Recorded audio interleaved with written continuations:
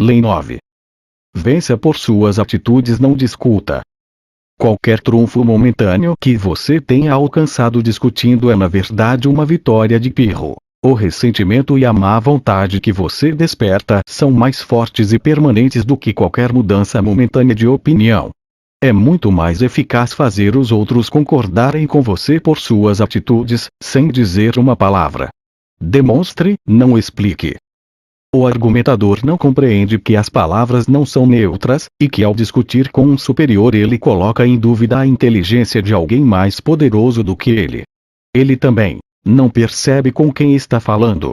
Visto que todo homem acredita que está certo, e palavras raramente o convencerão do contrário, o raciocínio do argumentador cai em ouvidos surdos. Se encurralado, ele só faz acrescentar mais argumentos, cavando seu próprio túmulo. Depois de fazer a outra pessoa se sentir insegura e inferior na sua crença, nem a eloquência de Sócrates salva a situação. Não se trata apenas de evitar discutir com quem está acima de você. Todos nós acreditamos que somos mestres no reino das opiniões e dos raciocínios. Você precisa tomar cuidado, portanto, aprenda a demonstrar a certeza das suas ideias indiretamente. Na esfera do poder, você deve aprender a julgar seus movimentos por seus efeitos a longo prazo sobre as outras pessoas. O problema em tentar provar que está certo ou conseguir uma vitória com argumentos é que no final você nunca tem certeza de como isso afeta as pessoas com quem está discutindo. Elas podem parecer concordar com você por educação, mas intimamente ficam magoadas. Ou talvez algo que você disse inadvertidamente até as ofendeu. As palavras têm uma insidiosa capacidade de ser interpretadas de acordo com o estado de humor ou insegurança da outra pessoa. Até mesmo um melhor argumento não tem fundamentos sólidos, pois todos nós desconfiamos da natureza escorregadia das palavras. E dias depois de concordar com alguém, com frequência voltamos à nossa antiga opinião só por hábito. Compreenda isto. Palavras custam um tostão a dúzia. Todos sabem que, no calor da discussão, nós todos falamos qualquer coisa para defender a nossa causa. Citamos a Bíblia. Mencionamos estatísticas não averiguáveis. Quem se convence com essas bolhas de ar? Atitudes e demonstrações têm muito mais poder e sentido. Elas estão ali, diante dos nossos olhos. Sim, agora o nariz da estátua parece correto. Não há termos ofensivos, nenhuma possibilidade de mal-entendidos. Ninguém pode discutir com uma prova visível. Como Baltazar Graciano observa, a verdade é geralmente vista, raramente ouvida. Sir Christopher Wren foi a versão inglesa do homem renascentista. Ele havia dominado as ciências da matemática, astronomia, física e fisiologia. No entanto, durante a sua carreira extremamente longa como o mais famoso arquiteto da Inglaterra, seus patronos com frequência lhe diziam para fazer alterações pouco práticas em seus projetos. Nenhuma só vez ele discutiu ou ofendeu. Tinha outras maneiras de provar que estava com a razão. Em 1688, Wren projetou um magnífico prédio para a prefeitura da cidade de Westminster. O prefeito, entretanto, não ficou satisfeito. De fato, estava nervoso.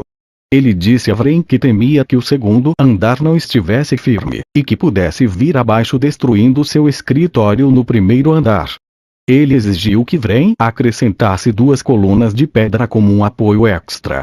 Wren, excelente engenheiro, sabia que estas colunas não serviriam de nada e que os temores do prefeito não tinham fundamento. Mas ele as construiu, e o prefeito agradeceu. Só anos mais tarde é que os operários em cima de um andaime alto viram que as colunas terminavam pouco antes do teto. Eram falsas. Mas os 2 homens conseguiram o que desejavam. O prefeito pôde relaxar e Wren garantiu que a posteridade soubesse que o seu projeto original funcionava e que as colunas eram desnecessárias. O poder de demonstrar a sua ideia é que os seus adversários não ficam na defensiva, e por conseguinte estão mais dispostos a ser convencidos. Fazê-lo sentir literal e fisicamente o que você quer dizer é muitíssimo mais eficaz do que discutir. Um sujeito certa vez interrompeu Nikita Khrushchev no meio de um discurso em que ele denunciava os crimes de Stalin. O senhor foi colega de Stalin, gritou o sujeito, porque não o impediu na época. Khrushchev aparentemente não podia ver o cara e rosnou: quem disse isso? Ninguém levantou a mão. Ninguém moveu um músculo. Passados alguns segundos de tenso silêncio, Khrushchev disse com voz tranquila: agora você sabe por que eu não o impedi.